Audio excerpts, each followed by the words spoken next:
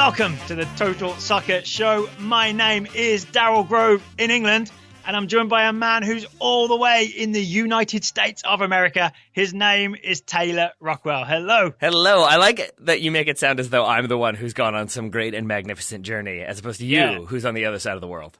See what I did there? I made you seem like the foreign one. I mean, that's fine. That's fine. I mean, I think for purposes of Game of Thrones having just ended, it is appropriate for you to be back in England. It feels fitting, like you've returned to your homeland. Well, okay, no spoilers, right? Because it was only, it was very recent. But I don't know if people know this, but because everybody wants to see Game of Thrones immediately, and you can't really delay, right? Because of Twitter and all that sort of stuff, it airs simultaneously, which means here in England, it aired at 2 a.m. Yep.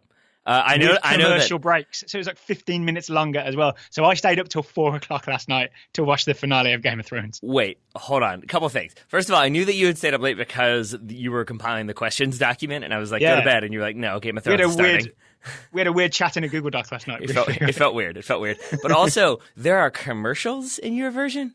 Yes. So there's a channel called Sky Atlantic, which is essentially they just buy all the HBO content, or maybe it's like a white labeled HBO. But it's not a separate subscription, right? Like you buy your cable package for Sky and it's just included. So because it's not like a premium subscription channel, it's paid for with ads. Yeah. And you know, like the way they film Game of Thrones, it's not designed for ad breaks. Yeah. So, normally with with network TV, it's designed, right? Even like Brooklyn Nine-Nine, it's designed to be a break for an ad. So they would just like ram it in wherever they could find a break. They did more, this isn't a spoiler, they did more fades than I think I'm used to seeing in Game of Thrones. So I do think that lended itself to maybe commercial breaks. So at least but it was very much like dragons, fire, Volvo, Oreos. I mean, that's what I think of. That's what I think of. I will also say I believe Chernobyl is a co-production between HBO and Sky, and you should be watching Chernobyl. That's my final feedback on HBO. Okay. I heard a joke while I was here, actually, because we started talking about Chernobyl. Mm-hmm. They pronounce it differently here because, we pronounce everything incorrectly. It's an English tradition. They pronounce it Chernobyl. Right. And apparently the big joke at the time, because my older brothers and sisters were in school at the time, was why have people stopped wearing boxer shorts? And the punchline is because of Chernobyl fallout. Oh boy. This is where you get it from. I understand. It is. Your people find these things funny. It's a West Midlands thing, right? There it is. That might could be. Yeah. That might could be. I even misdelivered the punchline by adding an "of" that kind of ruined it, but it still worked. I wouldn't have known the difference, so I wouldn't worry about it. But I guess we should get to soccer. As I was going to say, we should move away from HBO and the productions they're involved in, and move on to maybe the Gold Cup. Should we talk Gold Cup for a moment? Let's talk Gold Cup. So the news, like pretty much as we're recording, I'm not sure when this will be published, but as we're recording, the Gold Cup preliminary roster has been released. It is 40 names for all teams, right? So the US have named 40 players to the preliminary roster. It'll be cut down to 23 basically later this week. There's no specified date that we know of exactly when it will happen. And there's some interesting misses and some interesting additions. So here's the first thing I want to say. I know people like us to read the entire roster. I think 40 is too many. Yes, I would agree with that entirely. Yes. All right.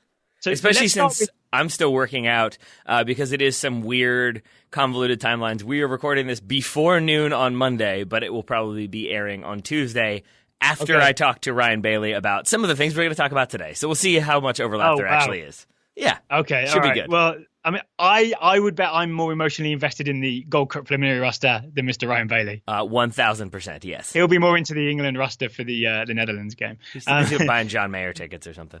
Yeah, he just buys one every week.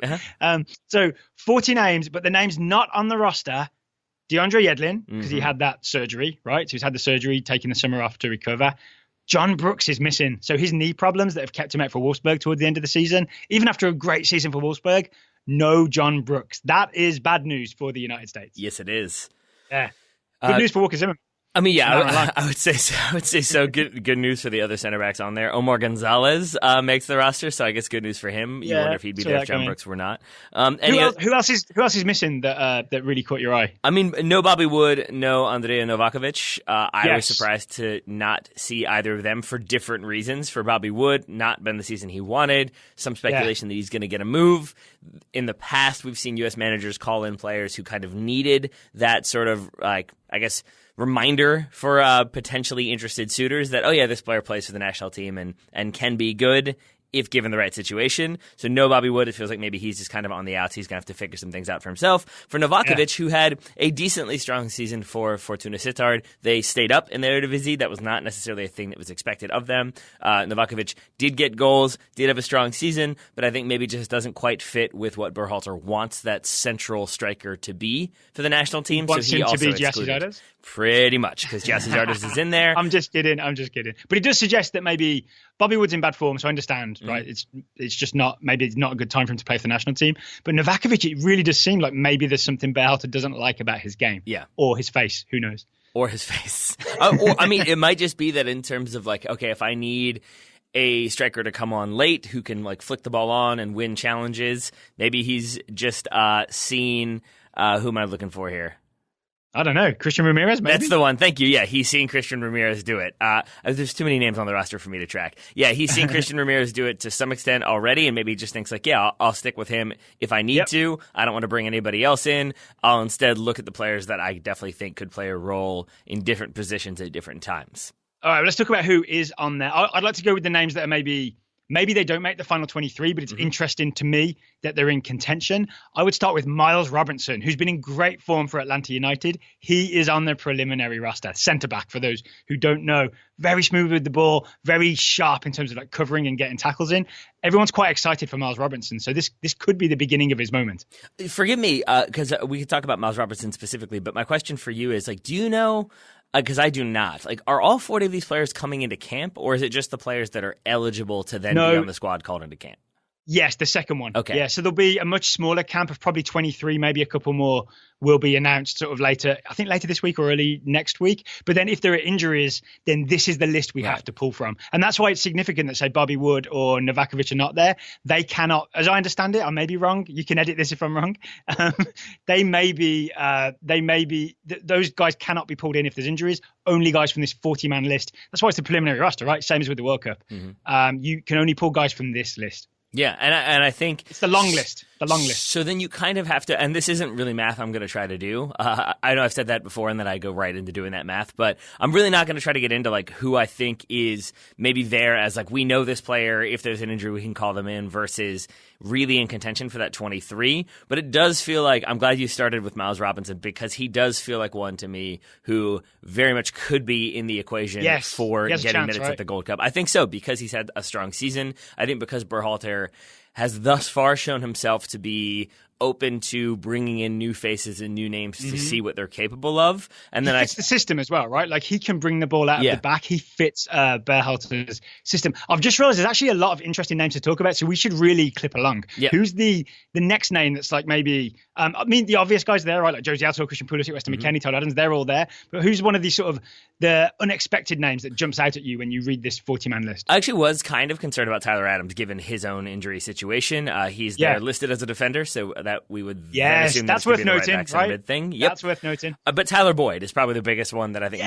most like enthusiastic U.S. men's national team supporters will have been keeping an eye on, will have heard the news that he has filed his one-time switch and it has been accepted. He will no longer be representing New Zealand. He is now eligible to represent the United States. And I do think the timing of that paperwork is pretty clear that he was going to be called into the squad and is included on the preliminary roster. I would expect him to be in that 23-man camp.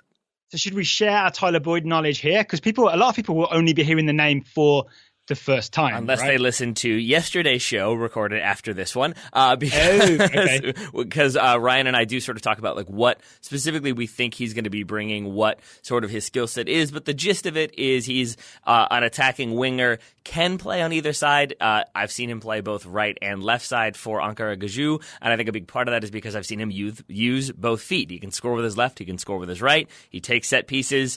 I think of him as sort of like Paul Areola, but maybe with a little bit better finishing instincts.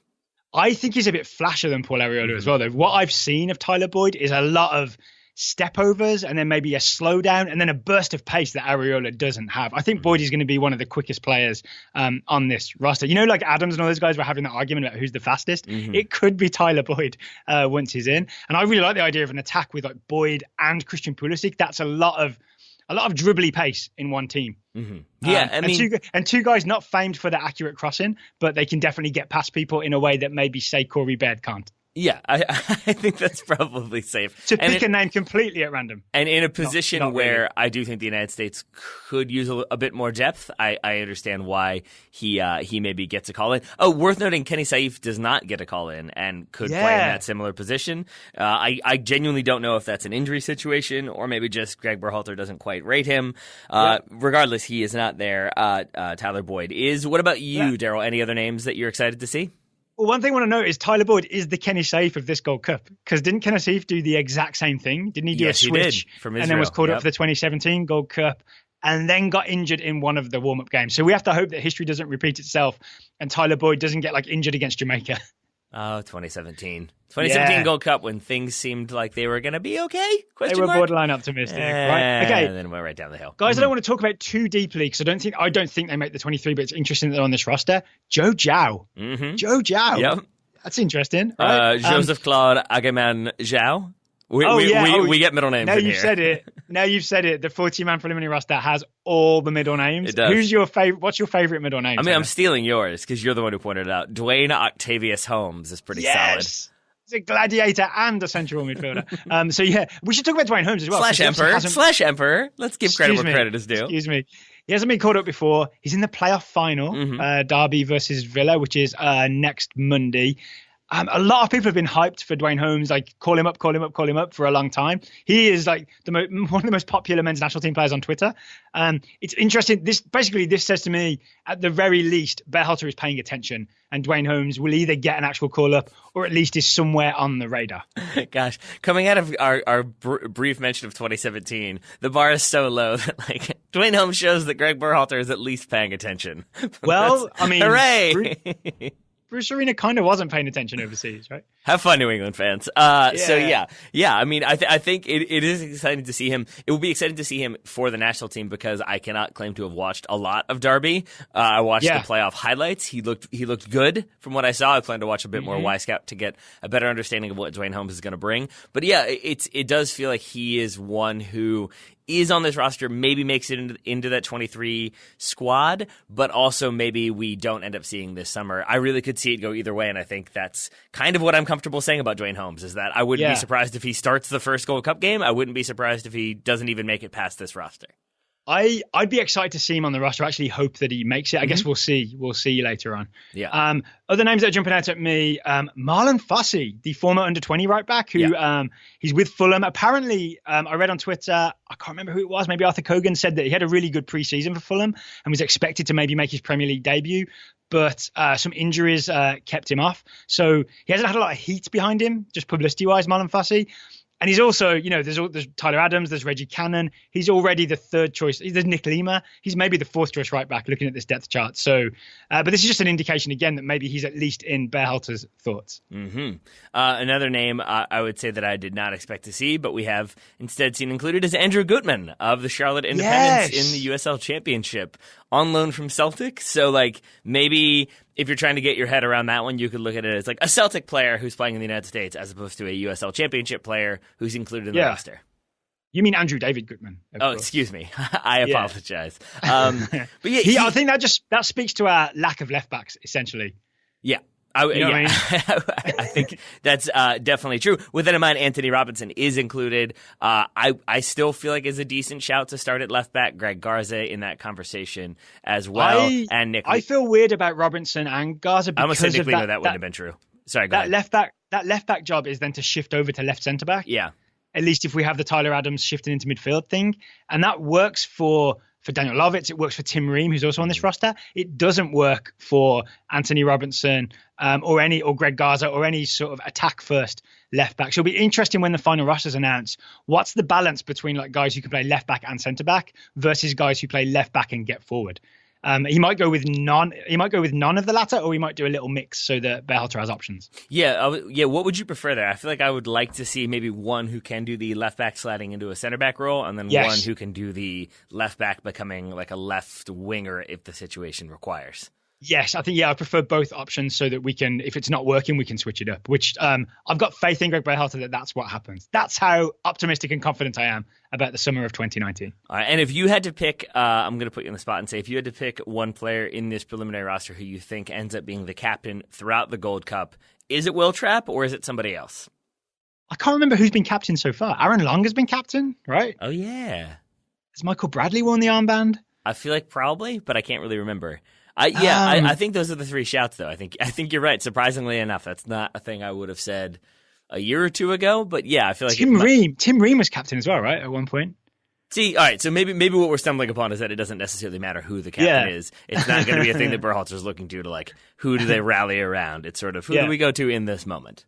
All right, two names we've got to mention before we move on. I realize we're going a little long on this, but Josh Sargent's name is on the 40-man roster. It is. So Josh Sargent could be making this Gold Cup. And of course, I mean Joshua Thomas Sargent. Joshua Thomas Sargent, indeed. Did not have maybe the breakout season we would have liked to have seen, but is in there. Maybe he has a stronger summer. Worth noting, Timothy Weah is not there, as we've said previously, because he'll be playing for the U20s at the U20 World Cup instead of with the senior team. That's fair. And did you spot Jonathan Amon's name? I did. So that seems to be the reason why Amon and Sargent are not on the U20 roster, is because Berhalter must have talked to Ramos and said, actually, I'm going to think about these guys at the Gold Cup. I think that means there's a decent chance that they both make the final roster, because otherwise it's a waste of their time. I would agree with that entirely. And I think Amon could have been at the World Cup instead, the U20 World Cup. No disrespect, I genuinely can't remember if this was the conversation with Ryan Bailey, Travis Clark, or you. But yes, that was my contention in talking about that U20 squad, is that if you're going to have Timothy Weah there and Josh Sargent not, I 100% believe that it means Josh Sargent is going to be on that roster. Maybe not starting, but will be on kind of like the 23 final roster. And I would say that probably does extend to Jonathan Amon as well then, because why deprive him of potential minutes with the U20s unless he's going to get potential minutes with the senior team? All right. Anything else you'd like to add before we move on to listener questions? Other than where did you find the roster release? Because you were the one who shared it with me, and you have the 40-player national team preliminary roster for every single nation competing in the Gold Cup. I am on the CONCACAF media distribution list. There we go. It pays to be on the CONCACAF media distribution list, I suppose. It certainly does. Well done, my friend.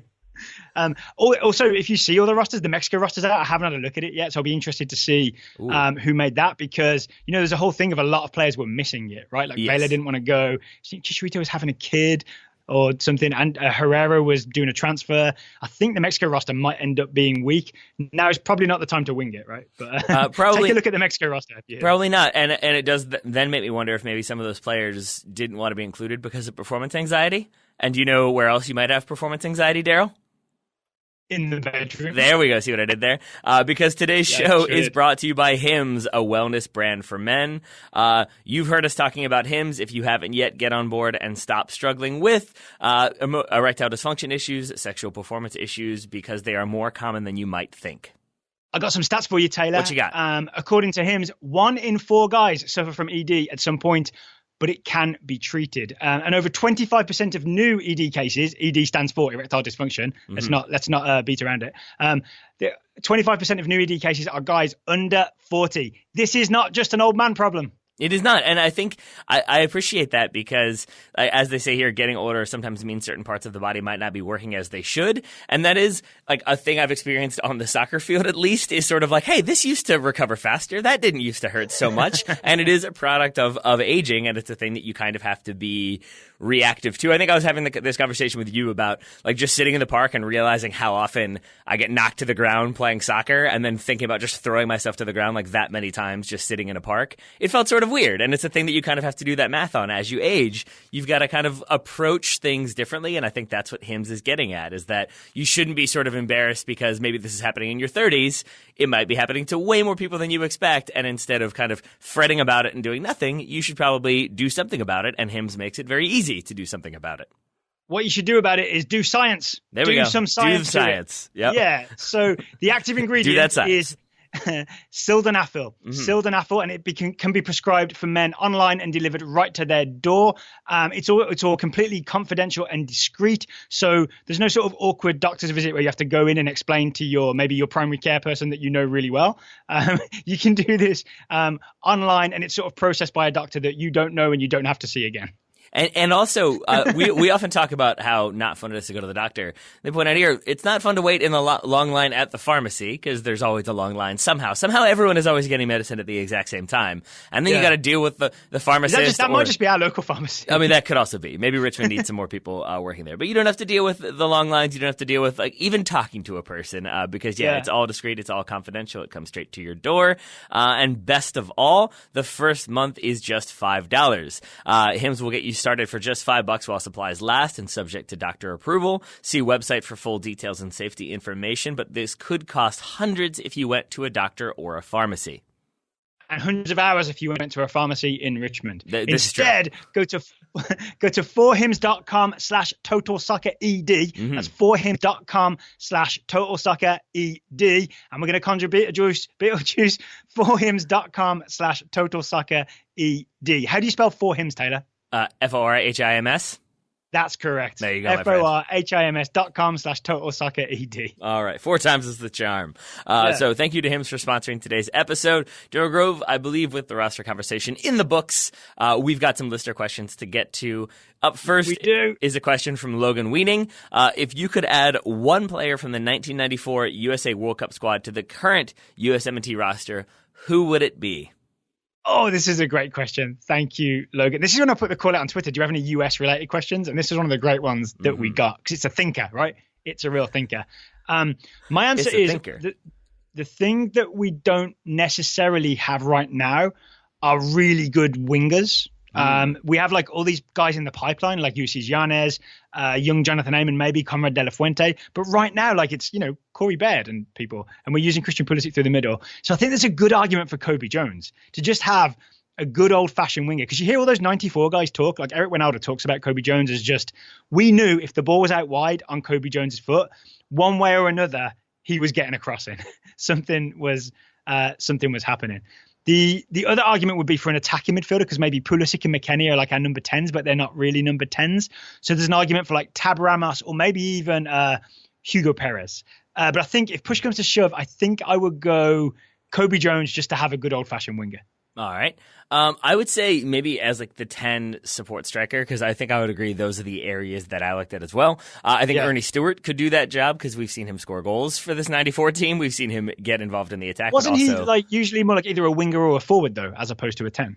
Yeah, I mean, I guess that's where I had him, but I would rather him because he can be both. I don't really think of him, therefore, as like the central striker that maybe I want, but also maybe that fits better. Because if we know Berhalter is going to play the way he's going to play and doesn't necessarily want the big, sort of tall target striker, maybe that's where I want Ernie Stewart, is my number 9, but can also kind of move around the way we've seen, say, Gyasi Zardes do for the January camp. So I think I maybe just answered it right there. I'm going to say Ernie Stewart.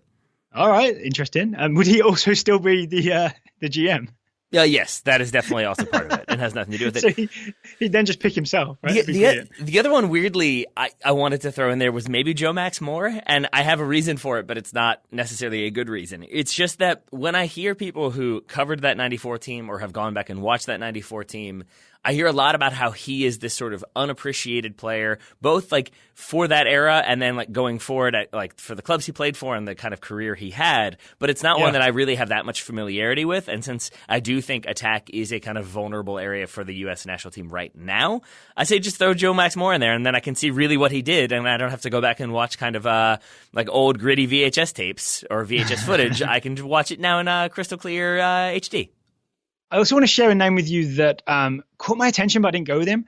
Claudio Reyna was on that 94 World Cup squad. Yes, he was. I didn't know that. He was only 20 years old, so he was behind Tab Ramos, essentially, I assume, right? Mm-hmm. So I don't know if he played at all, but he didn't play a big role. So I'm not really sure the parameters of Logan's question, but like if we could get peak career Claudio Reyna, which is what, like 2002-ish, he would be my choice because then he would fit perfectly in one of those sort of left side, right side number 10 spots that Gregg Berhalter has. So but I think, assuming we're looking at the actual 94 team, if you go with an attacking midfielder, it's got to be Tab Ramos or Hugo Perez if you want to go all flair and take a gamble.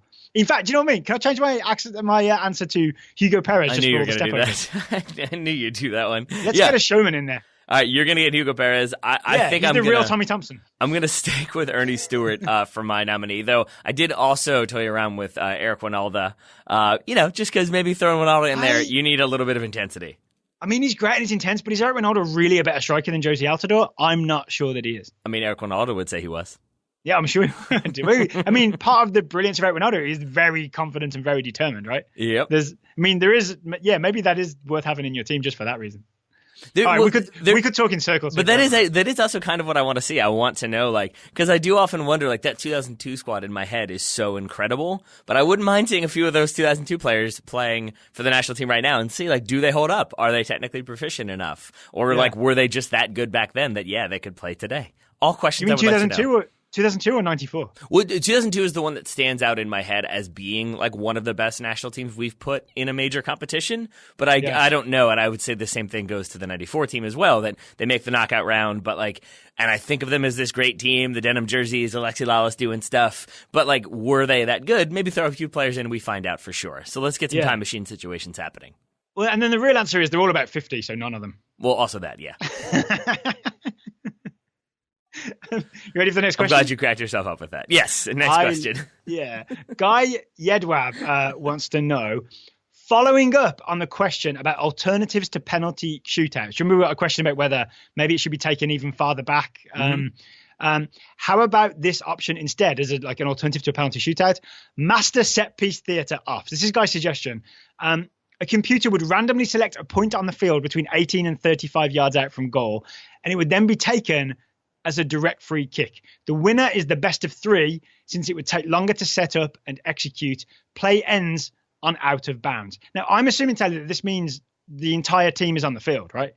It's not master set piece theatre if it's just like one shooter, right? So this is the whole team, and Guy's saying we set up and we take a free kick, and that would be the instead of penalty shootouts. So then you take it in turns, best of three. Guy says, would this be a fairer reflection of the better team than penalties? Would you prefer to see it, and which teams would advocate for this? No and no for my first two. Sorry, Guy. Yes, it would. I mean, it might be a fairer reflection of the better team than penalties. See, I disagree. I don't think it would, because I think it just comes down to who's the more drilled team.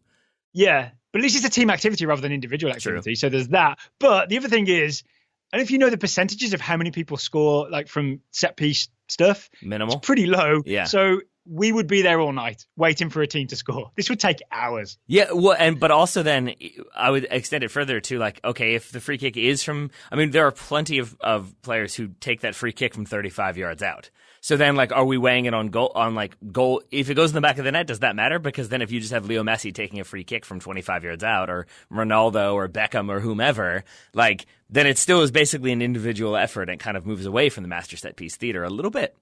Yeah, it depends where the ball is, right? True. Mm-hmm. Yeah, but I mean, I would say the max distance of 35 yards out. Ronaldo will still shoot from 35 yards out on a free kick. Marcus Rashford will still shoot on a free kick from 35 yards out.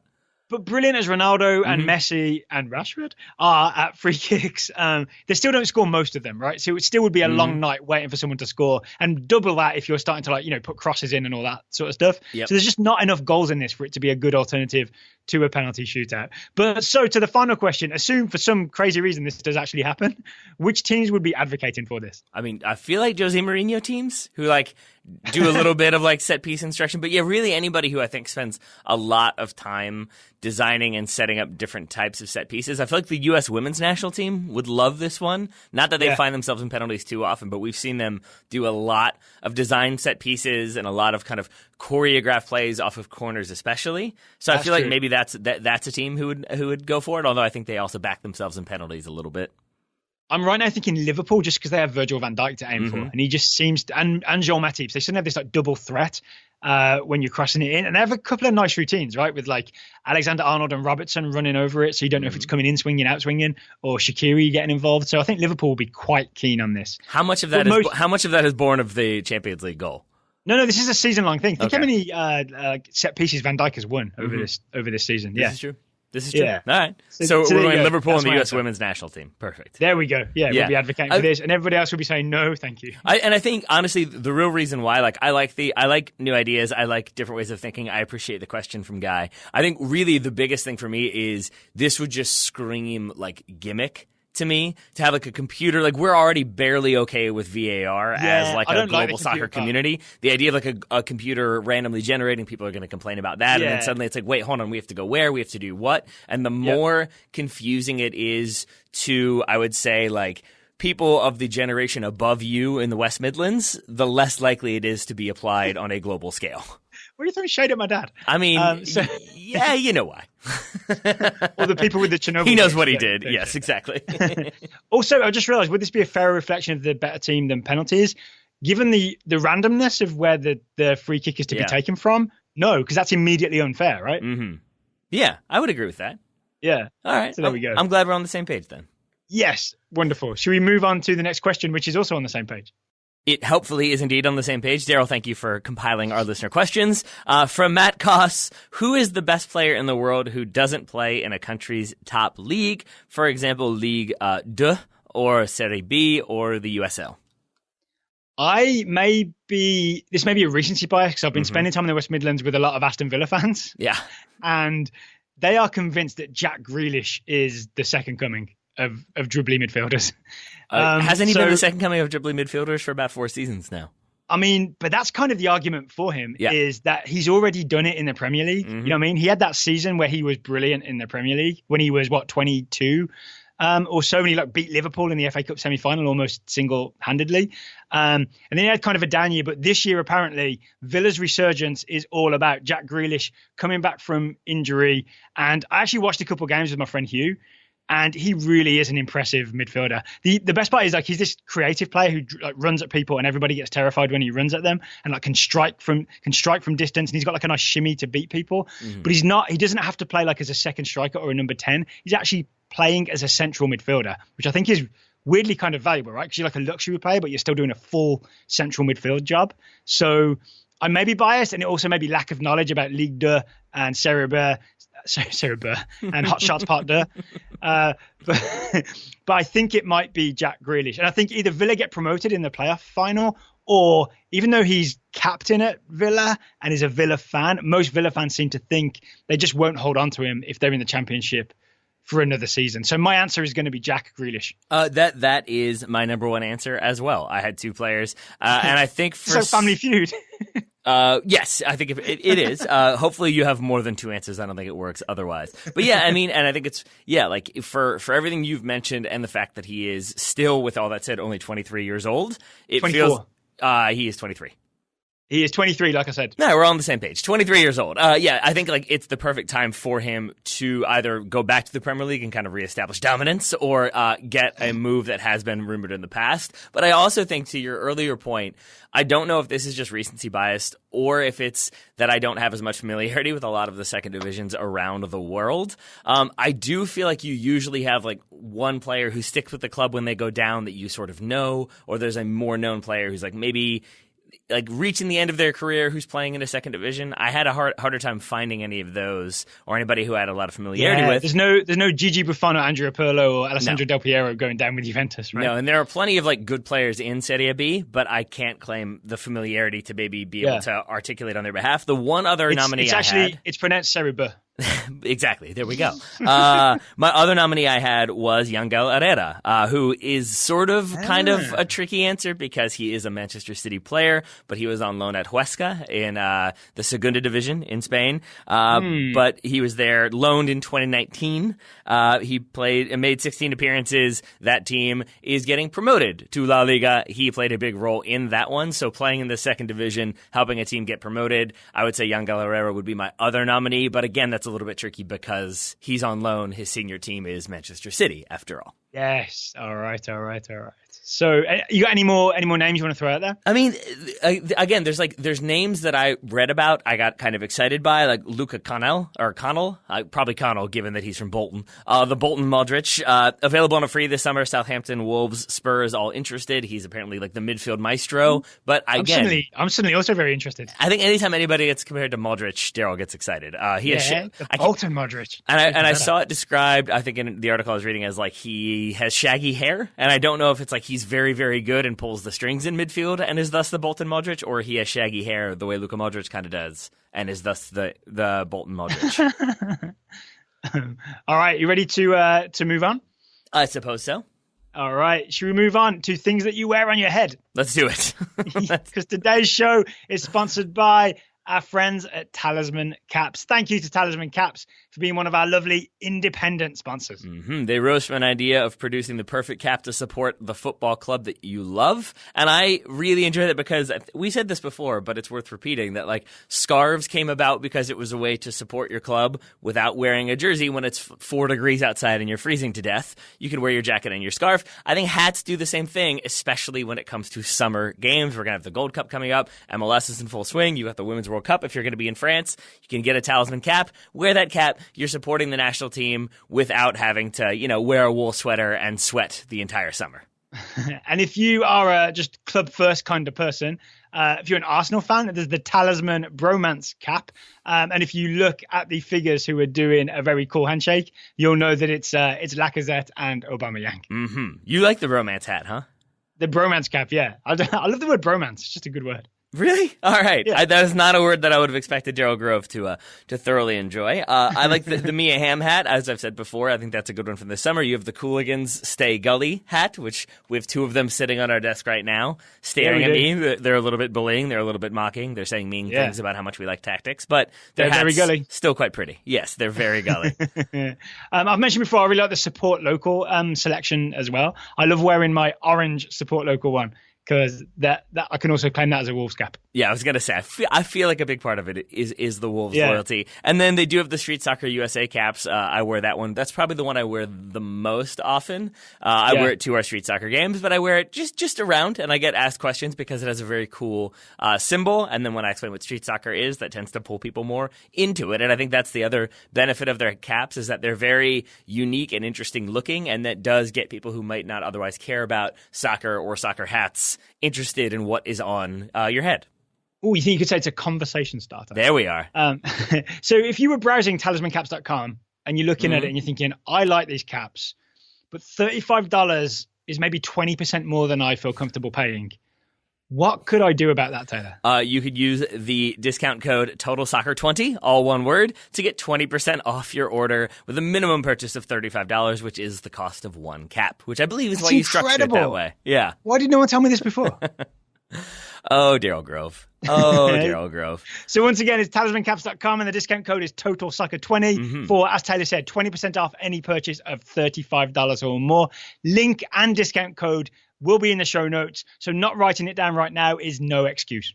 Indeed. Thank you to Talisman for sponsoring today's episode. 2 more questions for us, Mr. Grove. The first comes from Gray Hair Gaming. How important is it to know the history of soccer? Is there an order of priority, knowing everything about your club, then your country, then in general? For example, should new U.S. national team fans know we beat England in 1950? Should new Liverpool fans know of the Gerrard slip? Should all fans of the Maradona Hand of God moment? And where should fans go to get this knowledge? First of all, no one should know that the US beat England in 1950. We should bury that and never talk about it. I don't think we should. But I also think that it's okay if you don't know that. Yes, actually, I am. So this is my serious answer. I don't think there should be any pressure to know the history of soccer. Agreed. Like, you can be a soccer fan after one game if you really want, right? You can watch and say, I like this sport, and then you're into it and you enjoy it.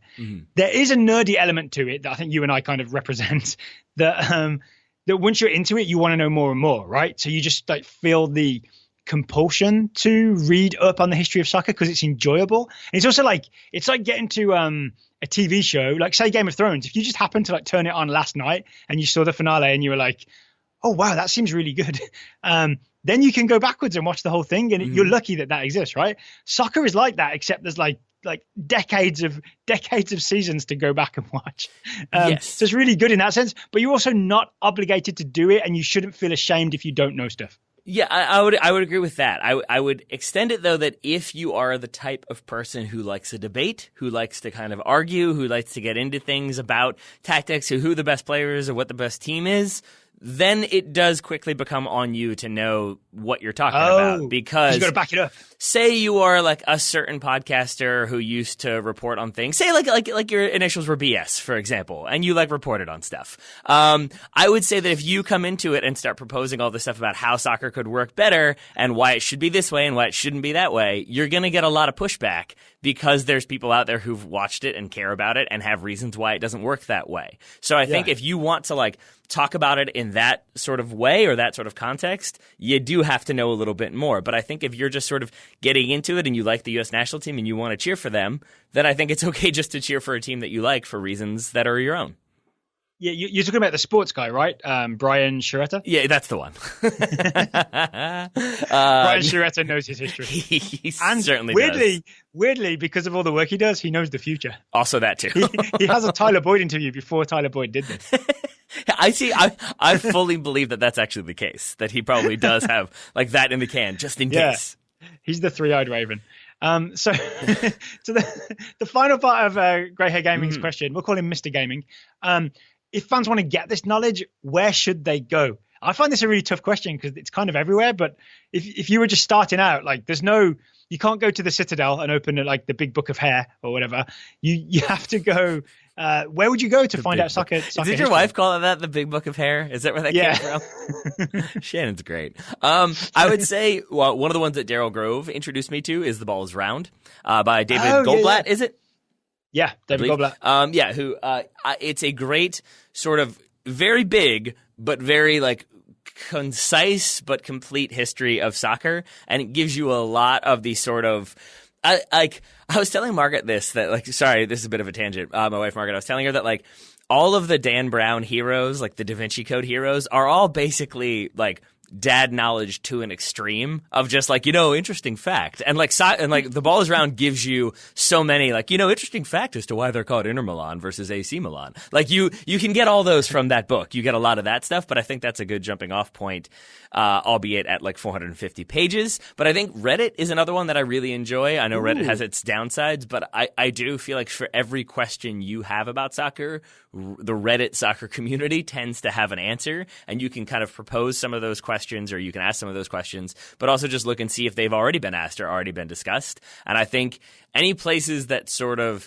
have lots of people contributing. I know this seems counterintuitive. I know it's why professors used to warn us against Wikipedia, but I feel like the more sort of people that are contributing, the more, and then like kind of the upvote, downvote system, it lets you know kind of what are the better answers and gives you at least another jumping off point to like, okay, this person talked about this. I want to go read more about this and see what that means.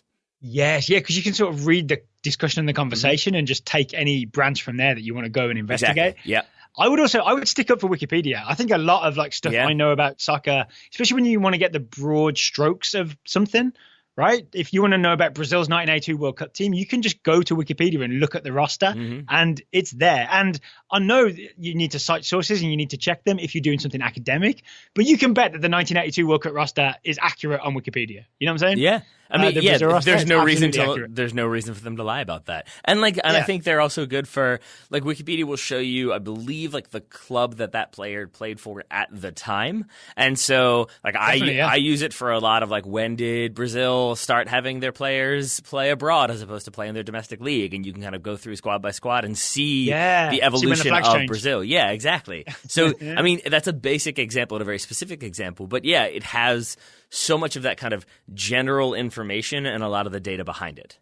And then there's also just YouTube. YouTube is also great for catching up on old highlights. And what I would say, if someone's really looking to do this, is to just kind of don't feel pressure to know certain things. Just follow your nose, follow your instincts. Like if you were watching Ajax's Champions League run this year and you heard the commentator mention this is the best season they've had since like 95 when they won the European Cup with all those youngsters.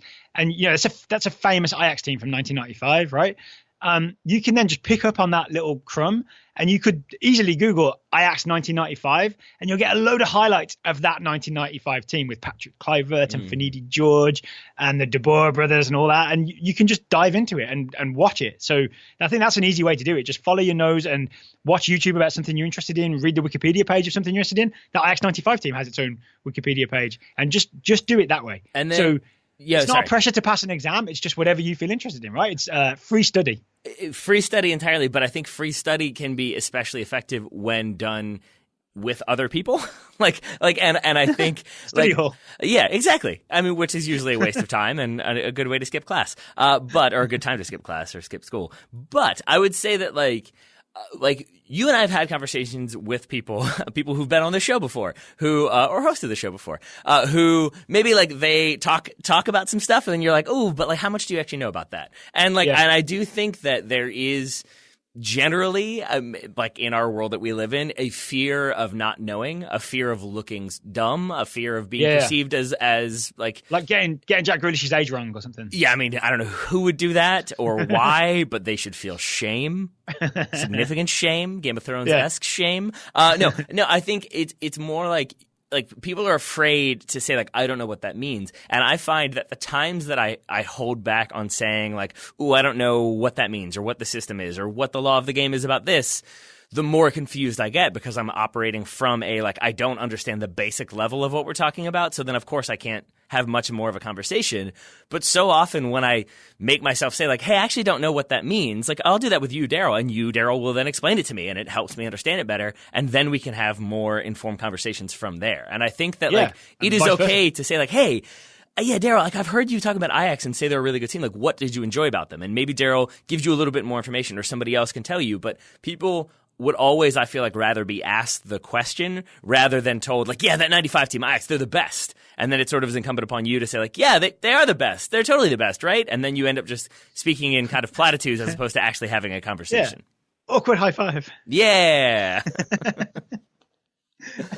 Today's final question comes from Ryan LaRose. Ryan LaRose asks, why did Chelsea fly to America to play a, quote, preseason friendly, unquote, with the New England Revolution between their final Premier League game and their Europa League final? And why would New England Revolution schedule the game midweek when they have games the Saturday before and after? This game did pop up out of nowhere, didn't it? And did. Ruben Loftus-Cheek got injured on that turf, on that grass over turf, and will have to miss the Europa League final and the UEFA Nations League as a result. So why did this game even happen, Taylor? I mean, it's I guess for like the noblest reasons possible is the strange answer to this, because I kind of assumed it was going to be a money grab, was it? I assumed it was going to be. No, instead it was to quote blow the final whistle on hate, but it was basically a friendly match organized to raise funds for organizations fighting anti-Semitism, and discrimination around the world. I believe both Abramovich and Robert Kraft each donated $1 million to the fund. Yep. I think it ended up raising over $4 million. And it's worth noting the match was, I think, organized in the aftermath of the Tree of Life synagogue massacre in Pittsburgh, or the attack there that killed 11 people. And I think it was sort of a move towards raising funds for these types of organizations. Maybe with Chelsea thinking that it was when the season would be over, but before they had to kind of make some decisions on players, and before they realized that they might be in the Europa League final. Yep, and I think the background is that Roman Abramovich, Chelsea owner, and Robert Kraft, the New England owner, I think they kind of know each other in some way. And I did some quick research on this. Both Abramovich and Kraft are either Jewish or have Jewish heritage, right? So it's obviously something close to them. So that's why they quickly agreed to do something. And so that's why this game happened. And yeah, $4 million, as you said. I'm not sure how Ruben Loftus-Cheek feels about it, but the fact that he was up for playing in it, I think speaks well of him. I mean, I think they were contractually obligated to do so. I think Eden Hazard, Gonzalo Higuain, I think in that squad. Maurizio Sarri, so it was a strong team put out there. Yeah, Maurizio Sarri was not thrilled. 6,500 plus round trip tour, I believe, is what it was. But I guess if you are Chelsea and same thing for Arsenal, you've got a huge gap between the end of the season and that Europa League final. So I think the idea maybe was also, if you wanted to extend that courtesy, you could say we're sending the team on the road. They've got to get used to kind of playing in a different space. They've got to get used to traveling and all that comes with it. And maybe it helps keep them sharp. I would argue that maybe giving them a little bit of time off and then coming back and kind of rededicating yourself to training and being really focused on that match probably does a better job. But I think what it ends up being is they kind of schedule this after the season in a date that kind of works for both of them, because yes, it's midweek for New England, but it's also the kind of time in the MLS season when we're sort of figuring some stuff out. It's not the kind of playoff push where they really need to be going for things. Plus, an MLS team is always up for playing a Premier League team, right? There's I think it was more of a hardship on Chelsea than on New England. And then Bruce Arena gets to watch an extra game with his players. Yeah, perfect. But I think you mentioned Bruce Arena. I think that is worth noting is that like this match was organized far enough in the past, October, November of last year that like there's no way Chelsea saw their season going in the way that they would end up being in the Europa League final or still playing meaningful games at this point. And I would say for New England, they didn't see things going so poorly that they would be in a position where they have to kind of fire their front office and their coach, and now they're dealing with that. So it's sort of unfortunate timing for both of them, but for the kind of best reasons possible. Yeah, and look, we're kind of in a worldwide situation right now where literally hate is on the rise, or figuratively hate is on the rise. So anything that can be done to combat anti-Semitism or any type of racism is absolutely worth doing, even if it sort of doesn't make sense schedule-wise. Right? I would agree with that entirely, unless you're Ruben Loftus-Cheek, in which case maybe you feel a little bit more saddened by the situation. All right, so I'm really glad we answered that because I didn't know that before Ryan asked the question. So I'm glad that Ryan asked us. Yeah, it's the importance of research, because my initial answer when I saw that question pop up was like, I'm sure it's just money. And then I'm really happy I did not give that on-the-fly answer, but instead did a little bit of research. It was money, but then it's money for good causes. Exactly. Yeah. So thank you to everybody for today's questions. We always love getting questions. The URL is totalsoccershow.com/questions. Submit them there. And we do get a lot. So, we can't answer everything, but we will try to answer questions, especially if we really like them. If you're a subscriber at $10 a month or more, which you can join via totalsoccershow.com/join, we guarantee to answer at least one of your questions per month, unless it's crazy. Unless it's crazy. You can't give a blanket guarantee. Right? even then, I feel like we'll find a way to somehow answer the question as best we can.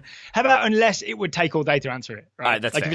List the top 100 players in the world, please. That's not something we can do. Okay, that's fair. Yeah, I don't really want to do that for an entire show. It would also not be good to listen to a list of 100 names, right? Even 40 names is too many for the Gold Cup preliminary roster. All right, shall we wrap this up? Taylor Rockwell, thank you for taking the time to talk to me today. Right back at you, buddy. Listeners, thank you for listening. You might not hear much from me this week because chemotherapy starts. I fly back on Wednesday. Chemotherapy starts on Thursday, to give you an idea of the timing of my trip. But I'll definitely be back in the future to do some Women's World Cup group by group previews, some US men's national team talk as the roster comes out. There's lots to talk about, even though the season's over. We've got the Champions League final still to come, Taylor. We do indeed. I mean, lots still to be discussed. And then we roll right into the summer and things escalate quickly. They sure do. All right, listeners, thank you for listening, and we will talk to you again very soon.